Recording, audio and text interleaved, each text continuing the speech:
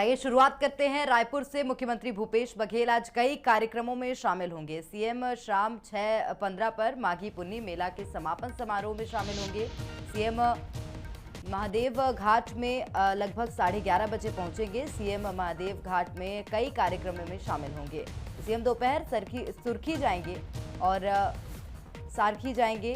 पुनर्निर्माण और कलश स्थापना, महाशिवरात्रि महापर्व लोकार्पण में शामिल होंगे। छत्तीसगढ़ के मुख्यमंत्री भूपेश बघेल के ये कार्यक्रम आपको बता रहे हैं। आज कई कार्यक्रम मुख्यमंत्री के होने जा रहे हैं। दोपहर 2 बजे पाटन रवाना होंगे, स्थानीय कार्यक्रम में शिरकत करेंगे।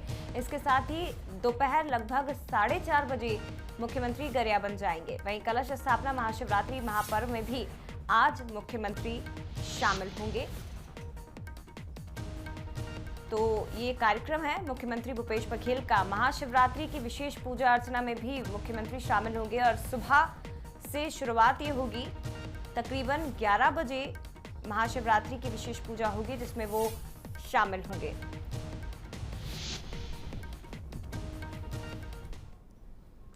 आगे बढ़ते हैं। रायपुर से एक खबर, मुख्यमंत्री भूपेश बघेल महाशिवरात्रि के पर्व पर भी कार्यक्रम में शामिल होंगे। पूजा, विशेष पूजा अर्चना आज की जाएगी। तो सुबह 11 बजे विशेष पूजा में शामिल होंगे और मुख्यमंत्री के साथ इस दौरान कई नेता भी मौजूद रहेंगे। तो सीएम बघेल महाशिवरात्रि की पूजा में शिरकत करेंगे। विशेष पूजा है 11 बजे जिसमें मुख्यमंत्री भूपेश बघेल शामिल होंगे। उनके साथ कई नेता भी मौजूद रहेंगे।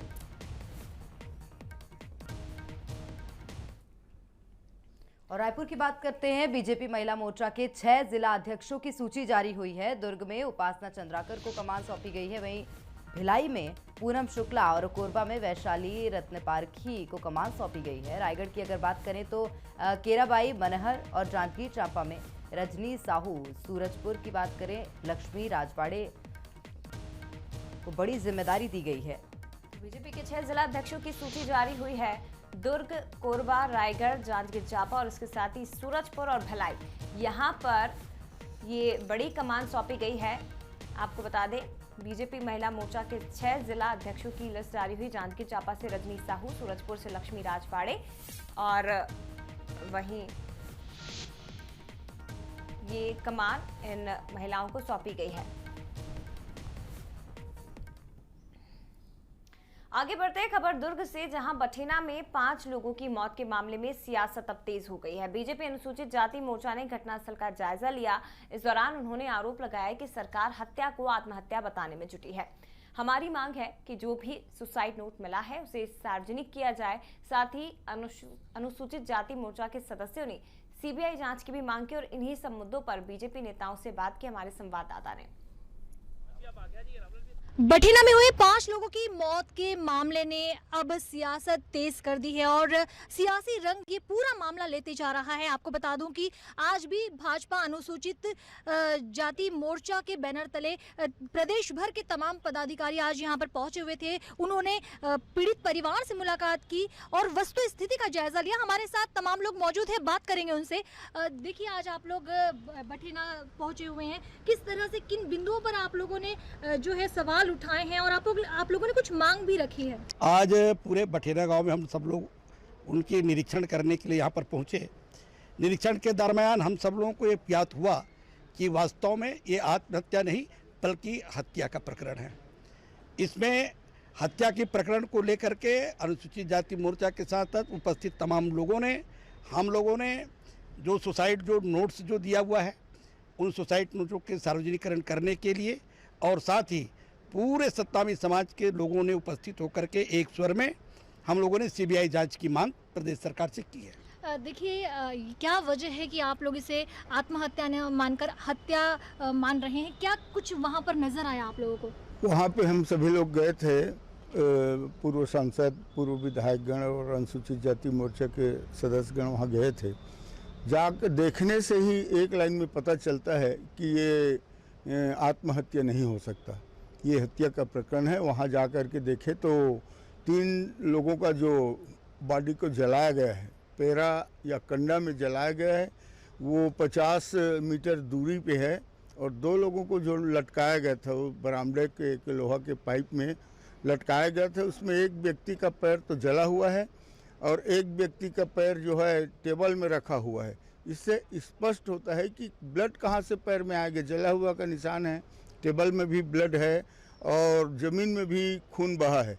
इससे स्पष्ट होता है कि आत्महत्या हो ही नहीं सकता और ये सरकार जो है इसको छुपाना चाह रहा है। बंसल न्यूज के लिए दुर्ग से अनुभूति भाकरे ठाकुर।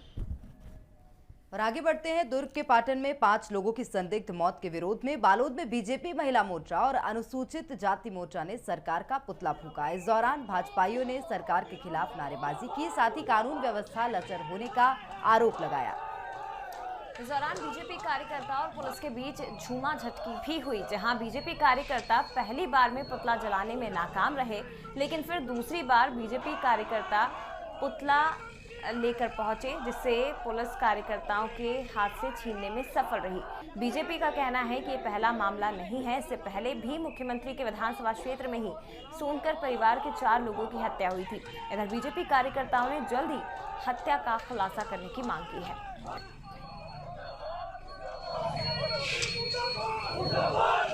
सम्मानित हमारे जो मुख्यमंत्री हैं, उनके खुद के विधानसभा क्षेत्र में 5 सतनाम समाज के लोगों की आकस्मिक मृत्यु हो जाती है संदिग्ध तरीके से, जिसकी न्यायिक जांच के लिए हमने आज पुतला दहन किया है मां भूपेश बघेल का, और हम इसका विरोध करते हैं और न्यायिक जांच की मांग करते हैं। पाठ्य पुस्तक निगम के अध्यक्ष और प्रदेश कांग्रेस के प्रवक्ता शैलेश नितिन त्रिवेदी ने बिलासपुर डिपो का औचक निरीक्षण किया, जहां उन्होंने पुस्तकों की गुणवत्ता के साथ ही डिपो प्रबंधन की लापरवाही डिपो प्रबंधन की जानकारी ली। हालांकि निरीक्षण में व्यवस्थाएं ठीक मिली और इस दौरान शैलेश नितिन त्रिवेदी ने कहा कि छत्तीसगढ़ सरकार ने बेहतर काम किया है। तो दरअसल बीते दिनों राजनांदगांव में पाठ्य पुस्तक गोदाम में कई कमियां सामने आई थी, जिसके बाद मामले में कई निलंबन की कार्रवाई भी की गई थी, जिसके बाद अब प्रबंधन अलर्ट मोड पर है, लिहाजा इसे लेकर निरीक्षण का दौर जारी है। निगम व्यवस्था की जांच करने का निर्णय लिया है। इसकी शुरुआत पाठ्य पुस्तक निगम के बिलासपुर डिपो से की। निरीक्षण में डिपो में सारी व्यवस्थाएं ठीक पाई गई। हमने पिछले साल की पाठ्य पुस्तक निगम के द्वारा छापी गई किताब और इस साल की किताब दोनों को लॉट से निकाला और मुझे यह कहने में प्रसन्नता है कि हम लोगों ने किताबों की गुणवत्ता पहले से बेहतर की है। छत्तीसगढ़ के झीरम घाटी हत्याकांड को लेकर एनआईए ने हाईकोर्ट का दरवाजा खटखटाया है। एनआईए की ओर से दायर याचिका में दरभा थाने में दर्ज एफआईआर को चुनौती दी गई है। झीरम घाटी हमले में मारे गए पूर्व विधायक उदय मुदलियार के बेटे ने थाने में एफआईआर दर्ज कराई है और इसको एफआईआर दर्ज कराते हुए आपराधिक षड्यंत्र का आरोप भी लगाया है। दरभा थाने में दर्ज एफआईआर को पहले एनआईए ने निचली अदालत में चुनौती दी थी, लेकिन इसे खारिज कर दिया गया और इसके बाद एनआईए ने हाईकोर्ट में याचिका दायर की और उसमें कहा गया कि एनआईए केंद्रीय स्तर की जांच एजेंसी है, वो मामले की जांच पहले ही कर चुकी है। ऐसे में राज्य सरकार को अधिकार नहीं है कि फिर से उसी मामले में अपराध दर्ज कराकर जाँच कराई जाए। मामले की सुनवाई के दौरान एनआईए के वकील ने 1 सप्ताह का समय जवाब देने के लिए मांगा है। सुनवाई के बाद हाईकोर्ट ने जांच पर रोक लगाई, जिसके बाद जितेंद्र मुदलियार ने हाईकोर्ट में हस्तक्षेप याचिका दायर की है।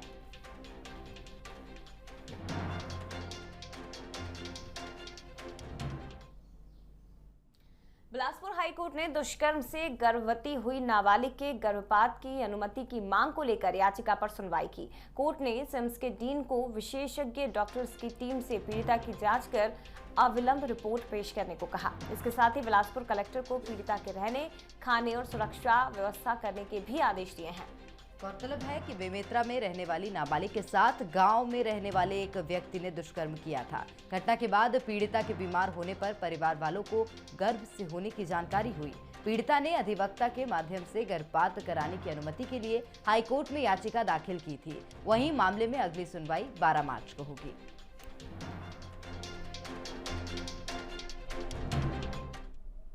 और आगे बढ़ते हैं। बिलासपुर में ही 4 ब्लॉक के 198 संकुल समन्वयकों की सूची होने से विवाद शुरू हो गया है। छत्तीसगढ़ तृतीय वर्ग शासकीय कर्मचारी संघ का आरोप है कि उच्च वर्ग शिक्षक और प्रधान पाठक के रहते सहायक शिक्षकों को सीएससी बना दिया गया है। चहेतों को संकुल समन्वयक बनाने के लिए संकुलों के क्षेत्र निर्धारण में गोलमाल किया गया है, जिसको लेकर संगठन ने जांच की मांग की है। जिला प्रशासन से जांच की मांग की है और मांगे पूरी न होने पर उग्र आंदोलन की चेतावनी भी दी गई। दरअसल अविभाजित जिले में 229 सीएससी का चयन होना था, लेकिन गौरेला, पेंड्रा और मरवाही के लिए अभी चयन नहीं हुआ। इसीलिए बिलासपुर के 4 ब्लॉकों की सूची जारी की गई।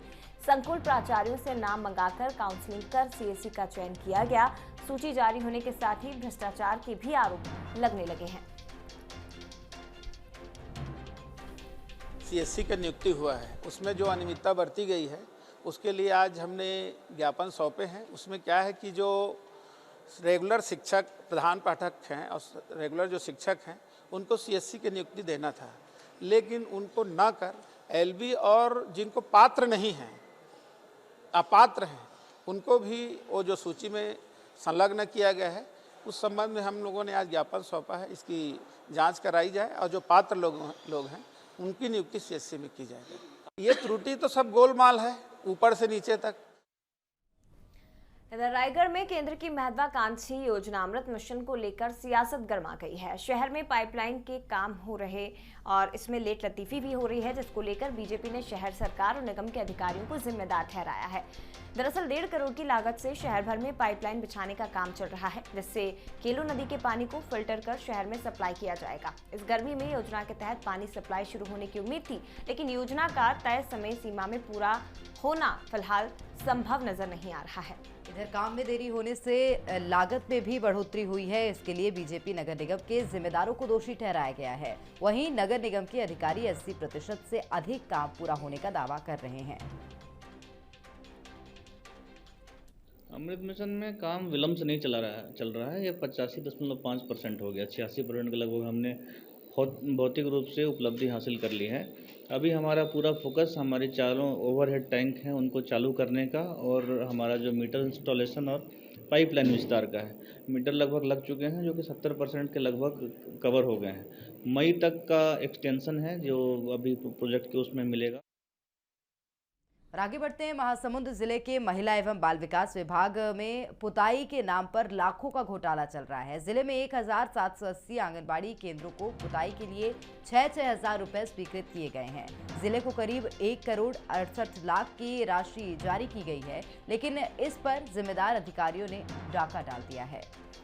राशि सीधे आंगनबाड़ी कार्यकर्ताओं के खाते में डाली गई थी, लेकिन सुपरवाइजर ने खुद पुताई कराने की बात करते हुए राशि वापस ले ली। महज 1000 रुपए खर्च कर पुताई की रस्म अदायगी कराई जा रही है। कहीं आधी अधूरी पुताई की गई तो कहीं ऐसी पुताई की गई है कि पुराना रंग भी नहीं दब पाया।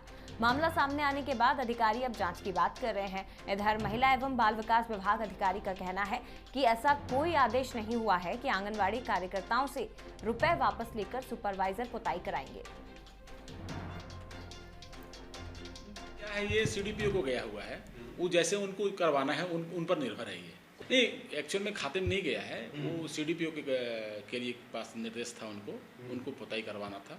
वो अब जैसा सुविधा जहाँ जिस तरह से उनको है उस तरह से अपना, ऐसा अभी तक नहीं है, न ऐसा कोई निर्देश है, न ऐसा कुछ कहीं से कहा गया है।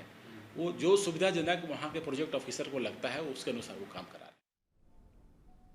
आगे बढ़ते हैं खबर कवर्धा से, जहां बीजेपी नेता उमंग पांडे के सेंटर पर आरपीएफ का छापा पड़ा है। रेलवे टिकट की दलाली की शिकायत के बाद छापामार कार्रवाई की गई है। तो नगर पालिका के नेता प्रतिपक्ष की जिम्मेदारी संभाल रहे हैं उमंग पांडे। फर्जी आईडी के जरिए रेलवे टिकट बनाने के आरोप उन पर लगे, जिसके बाद ये कार्रवाई की गई और सेंटर में काम करने वाले ऑपरेटर को भी इस कार्रवाई में आरपीएफ ने पकड़ा है। आरपीएफ के मुताबिक उमंग पांडे फिलहाल फरार है। पांडे पर फर्जी आईडी के जरिए रेलवे टिकट बनाने का आरोप है। इसको लेकर कार्रवाई की गई। सेंटर में काम करने वाले ऑपरेटर को आरपीएफ ने पकड़ा। आरपीएफ के मुताबिक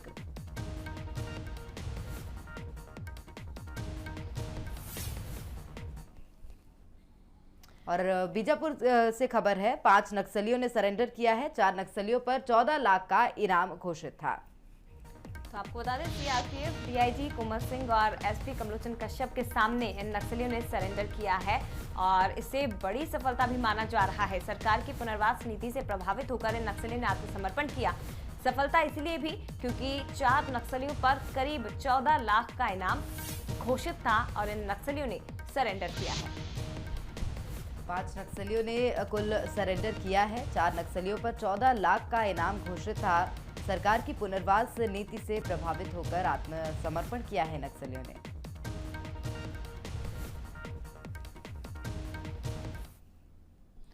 बलरामपुर पुलिस ने पूर्व नक्सली कमांडर प्रवीण खेश उर्फ नेपाली समेत एक अन्य को गिरफ्तार करने में सफलता हासिल की है।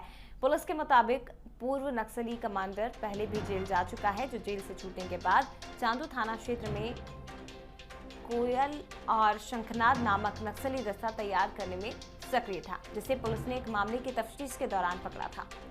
दरअसल 2 और 3 फरवरी की दरमियानी रात चांदो थाना क्षेत्र के खजूरियाडीह गांव में सरपंच संगीता के घर के सामने नक्सली पर्चा मिला था, जिसमें सरपंच से 10 लाख रुपए की मांग की गई थी और पैसे ना देने पर हत्या की धमकी दी गई थी।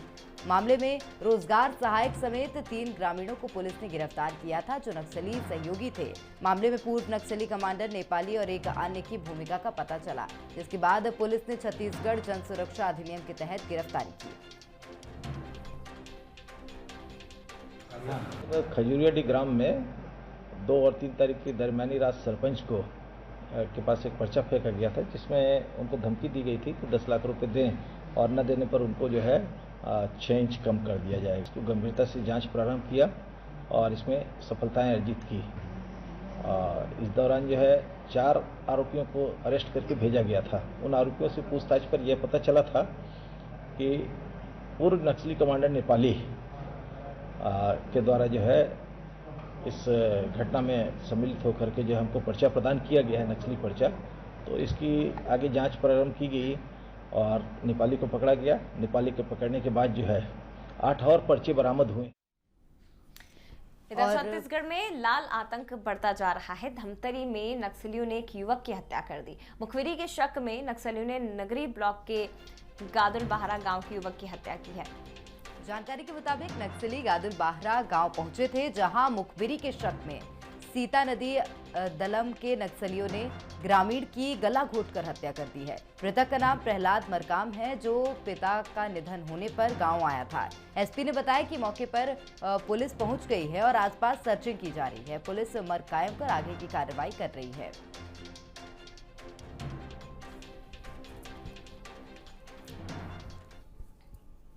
और बलौदाबाजार पुलिस ने सोनबरसा के जंगल में मारपीट के बाद मोबाइल लूटने वाले 3 आरोपियों को गिरफ्तार किया है। आरोपियों के पास से 5 मोबाइल, एक मोटरसाइकिल समेत नकदी बरामद किया गया है। कोतवाली पुलिस ने बताया कि आरोपी आदतन अपराधी थे। फिलहाल सभी को न्यायिक रिमांड पर जेल भेजा गया है। आपको बता दें कि शिकायतकर्ता आकाश तिवारी ने कुछ दिन पहले चोरी की शिकायत दर्ज कराई थी, जिसमें उसने ये बताया कि जब वो अपने दोस्त के साथ सोनबरसा जंगल घूमने गया था, तभी 3 युवकों ने उससे मारपीट कर मोबाइल छीन लिया और बदले में 50,000 की मांग करने लगे। लेकिन किसी तरह 5,000 पर बात बनाई गई और जब आकाश पैसे लेकर जंगल पहुंचा तो आरोपी वहां से फरार हो गए। सोनपुरी के रहने वाले हैं। वो लड़के आए और उसके साथ में मारपीट करके उससे एक मोबाइल वीवो कंपनी का उसको छीन कर ले गए थे। पहले तो वो उसके एवज में 50,000 रुपये मांग रहे थे। जब 50,000 रुपये नहीं मिला तो 5,000 रुपये लेकर आओ, ऐसा बोलने लगे। जब लड़का लेने के लिए आया तब तक वो वहाँ से भाग गए थे। रिपोर्ट दर्ज कर यहाँ से टीम रवाना किए थे। वहाँ पर जाकर पहचान कार्रवाई करवाए तो तीनों लड़के सोनपुरी के पास से मिले। तीनों लड़कों को लाकर थाने में अभी गिरफ्तार किया गया है। राजधानी रायपुर में कोरोना संक्रमण बढ़ने पर प्रशासन ने सख्त रुख अपना लिया है और कोविड टास्क फोर्स की कलेक्टर ने बैठक ली।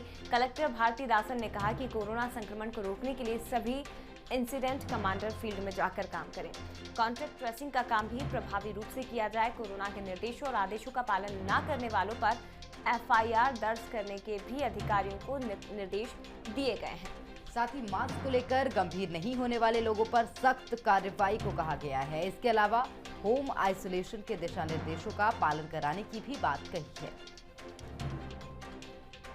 छत्तीसगढ़ में एक बार फिर से संक्रमण तेजी से फैल रहा है और इसको लेकर प्रशासन अब सख्ती दिखाने के मूड में है। कोरोना गाइडलाइन का पालन न करने पर सख्त कार्रवाई की भी बात कही गई है। मास्क को लेकर जो अभियान और जो फाइन करने की जो काम चल रही है इस पे तेज़ी लाने के लिए निर्देश दिया गया था। जो 4-5 महीने पहले पूरे शहर में जो 40-50 टीम जो काम कर रही थी, फिर से इन टीमों को जीवित करके अलग अलग स्थानों पे ये फाइन की चालान की कार्रवाई करेंगे। इस बार ये भी निर्णय लिया गया है, जो पहले जो सड़क चौराहे में जो टीम काम किया करती थी, अभी जैसे जो कोई आयोजन है, बहुत सारे जो एक्सपोज अभी हाल में चल रही हैं, जो मॉल है, यहाँ पे भी लोग बेपरवाह मास्क लगाए बिना घूम रहे हैं वहाँ पे भी आकस्मिक तौर पे टीम चली जाएगी और चालान की कार्रवाई किया जाएगा। साथ में हम लोगों ने ये भी कहा है, जो लोग कोऑपरेट नहीं करते हैं इनके ऊपर जो एफआईआर दर्ज करने के लिए भी कार्रवाई करने की बात कही गई है। और सीएमएचओ को ये निर्देश दिया गया है, जो आने वाले समय पे यदि अगर जो प्रॉब्लम यदि ज़्यादा बढ़ती है उसके संबंध में उनको तैयारी करने के लिए भी बात कहा गया है। कोरोना में सबसे ज्यादा असर छात्रों की पढ़ाई पर पड़ा है। लंबे समय बाद स्कूल खुले, लेकिन छात्रावास में रहकर पढ़ने वाले छात्र अब भी परेशान थे, जिसे देखते हुए शिक्षा विभाग ने बड़ा फैसला किया है। पेंड्रा के छात्रावास में रह रहे स्टूडेंट्स के लिए जिला शिक्षा अधिकारी ने आदेश जारी कर बड़ी राहत दी है। विभाग का कहना है कि स्टूडेंट्स अपने नजदीकी स्कूल में जाकर पढ़ाई कर सकते हैं। दरअसल लॉकडाउन हटने के बाद स्कूलों को खोलने के आदेश दिए गए थे, लेकिन अभी तक छात्रावास नहीं खोले जा सके। इस पर जिला शिक्षा अधिकारी ने आदेश देते हुए छात्रावास के स्टूडेंट्स को ये छूट दी है। बच्चे छात्रावास में रहते थे, हमने अपने सभी विद्यालयों को ये निर्देश दिया हुआ है कि कोई भी बच्चा किसी भी विद्यालय को हो, यदि उनके घर के आसपास छात्रावास के आसपास छात्रावास में रहवासी बच्चों के आसपास कोई भी विद्यालय है जहां वो वर्तमान में निवास कर रहे हैं, वहां रह के वो पढ़ सकते हैं। और ये लगातार हम निर्देश देते जा रहे हैं। और कुछ बच्चे हमारे ऐसे हैं जो निकट के विद्यालय में खुद पढ़ाई कर रहे हैं। साथ ही साथ ये यहाँ से हम इंतजार कर रहे हैं कि जैसे ही छात्रावास खोलने के निर्देश हो तो तत्काल छात्रावास चालू करें। आगे बढ़ते खबर रायपुर से। राज्यपाल अनुसुईया उइके ने वैक्सीनेशन लगवाया है। एम्स जाकर पहला डोज वैक्सीन का उन्होंने लगवाया है। राज्यपाल ने कोविशील्ड वैक्सीन लगवाई और ये तस्वीरें आपके सामने, जहां छत्तीसगढ़ की राज्यपाल अनुसुईया उइके ने भी कोरोना वैक्सीन लगवा ली है और लोगों से भी इस वैक्सीन को लगवाने की अपील की। साथ ही कहा कि डरने घबराने की जरूरत नहीं है, वैक्सीन पूरी तरह से सुरक्षित है।